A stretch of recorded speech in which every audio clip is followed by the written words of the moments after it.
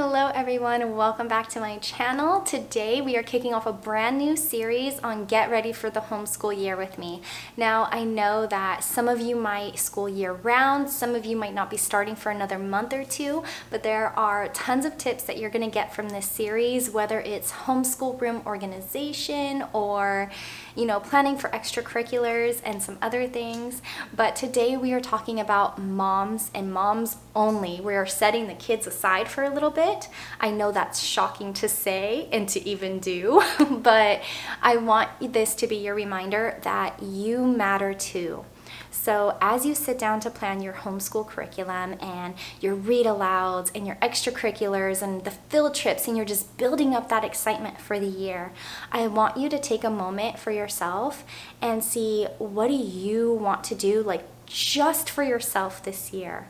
What do you want pouring into you and just inspiring you and filling your cup this year? This is, planning all of these things for our kids is so important and it's so fun and it gives them such an enriching education. But these things aren't gonna be fun and enriching if you're killing yourself to do them, if you're constantly running from place to place and just pouring from an empty cup. So I want you, as you're sitting down and planning out your year, I want you to get your schedule and to plan what are some things that you're going to do for yourself. Are you going to, and it needs to be every week, okay? I don't want to see you guys saying like, oh, I don't make time for myself, or oh, I'm just going to do something like once every 2 months. No. You need to sit down and plan something weekly. If this past year has taught me anything, it's that, we moved to a brand new location, not this past May, but the May before.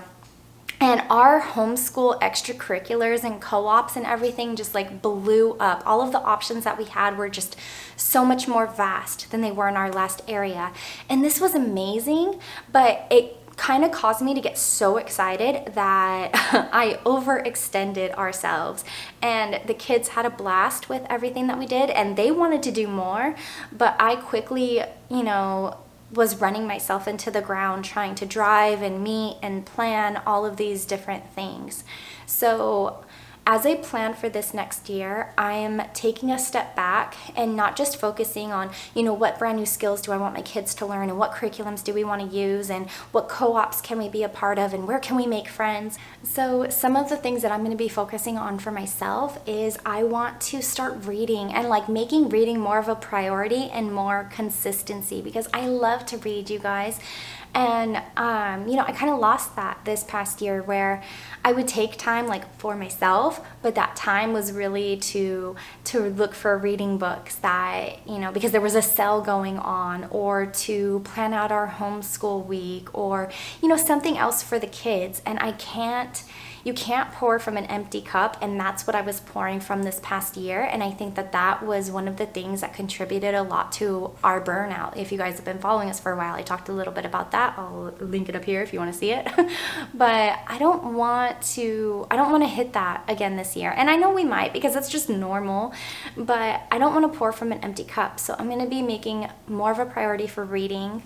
I'm going to be looking into yoga classes so I can just get out of the house for, an hour every week and just go meet with other people and do something that focuses on silent activity where I can just be and breathe and, do something that's like a little bit more of like moving your body and just kind of refocusing and recentering.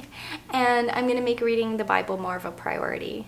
But maybe none of these things interest you. Maybe, it'll be getting out of the house with a friend and getting a cup of coffee, or going to a coffee or tea shop and just reading a book. Maybe it'll be going for a walk. Whatever it is that you're interested in, I want you to make sure that you plan that for yourself this year just as much as you're planning everything else for your kids this year. So I hope that this puts some ideas into your head to make yourself a priority this year. If it did, then great. Comment below what you plan on doing for yourself, and I'll see you for the next video in this series. Bye.